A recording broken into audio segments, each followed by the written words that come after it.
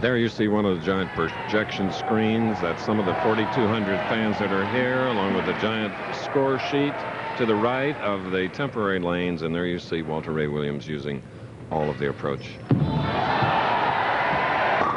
And he needed to. Spare working, strike in the fourth. Deadeye made a very cerebral move there. Instead of playing the big hook, trying to snap the ball back on the right-hand lane, lane 4 here, he moved a little farther inside towards the third arrow and lets the ball just glide in the higher oil concentration towards the center of the lane.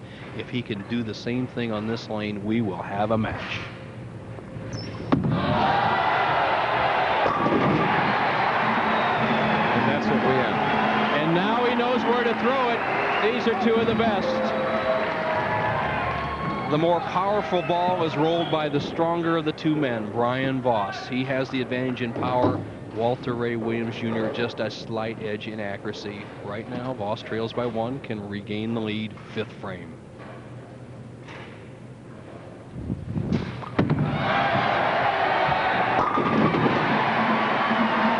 Okay, Maria Sansone. She interviewed these two champions. Now she has another. Maria?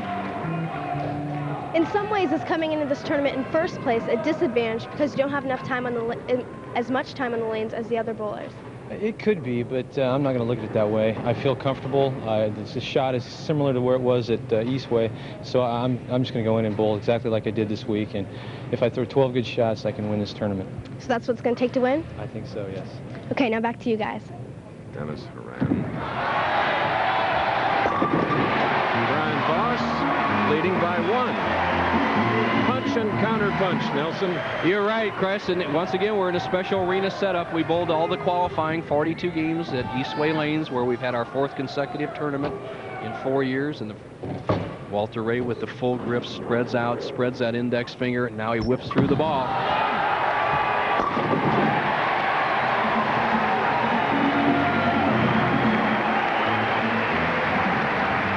This is one of the most interesting matches, though, in 33 years that I've watched, really, truly. I agree, partner. The players are the best we have in the sport of bowling. They both know how to win. Neither one of them knows how to lose.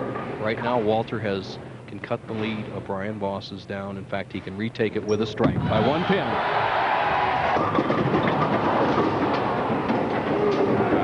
6-10 on the left lane. Uncharacteristic of Walter Ray. He wants to get it all, and watch it, he lifts on this ball too quickly. He snaps his wrist under the ball too quickly, gets out in that dry zone, snaps high, leaves the 3-6 spare. He'll go across lane. If he makes a spare, he'll trail by 11 through 7 frames.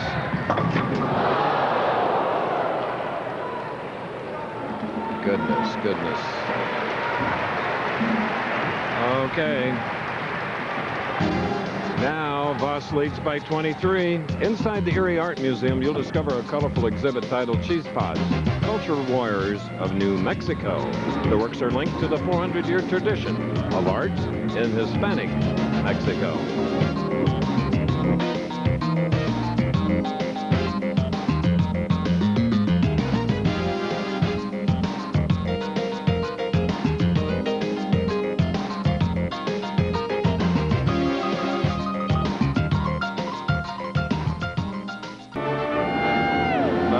A bad seat in the house, is there, for this lady? Look at those happy Erie, Pennsylvania fans jammed into Civic Center. And here's the shot that put Walter Ray in arrears by 23. He's shooting for the 3-6 and just misses it by almost an 1/8 of an inch or so. And right now he's trailing by 23. The gauntlet is in the hands of Brian Voss. Last week I chastised him a little bit, Chris. He looked a little nonchalant out there in the championship round, and he actually said, "Bo, thank you." He woke me up, and right now he is an awakened giant. He can extend his lead to 33. This is the semifinal game. Yes, we were seatmates flying from Hartford to Atlanta, and the whole trip was, doggone it, why did I do it? Why didn't I do better? Wow, that shot there, he just locked and loaded, and Walter knows he's in trouble. Walter also knows that that's Brian Voss. It's just not another player. He's in trouble. Come on, baby. Here we go. Come on.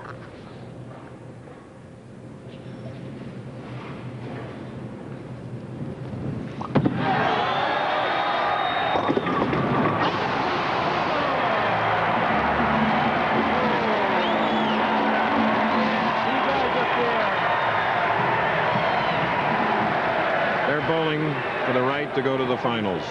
What a terrific break Brian gets here as he trips out the 2-8 with the head pin.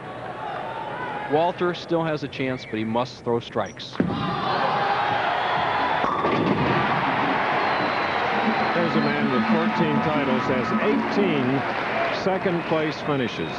After he won his previous game, though, he looked over here and asked him how it was, hand signals, and he pointed to his brow. It was terribly hot out there, and he isn't perspiring as heavily as he usually does. Well, actually, Walter's in excellent shape. He warms up in the morning with 50 push-ups, but right now he must have a strike to stay in the match.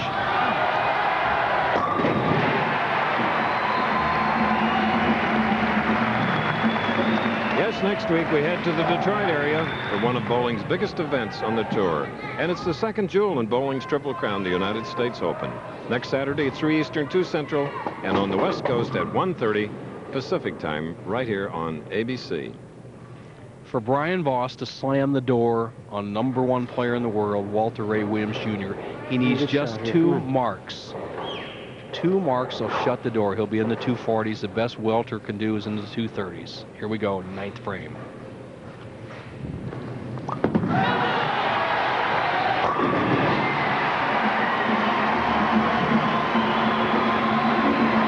The loser of this match will pick up a check for $12,000, and if it's Walter Ray, it adds to his $86,000 that he's won already. Last year, $296,000, and Brian's has a total of $15,000 thus far this year.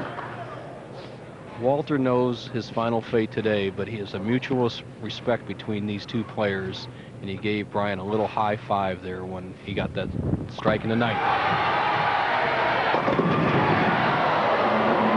A 7. It's going to be enough. That's a locked victory for Brian Voss. The spare will be in the 250s. Walter can still finish with a respectable 235. Top line action. Well, from a 4th last week, it'll be either 1st or 2nd this week in the Splitfire Sparkplug Open. As a pro bowler, Chris, I'm proud to have these 2 guys represent us. Not that there's some great ones, but these are some of the greatest that have ever been out there, and they're true gentlemen on and off the lanes.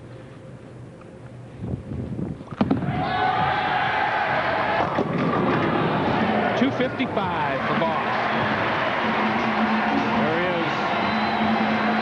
He'll go against Dennis Horan as this ABC Sports presentation of the Professional Bowlers Tour will continue after these messages and a word from our ABC stations.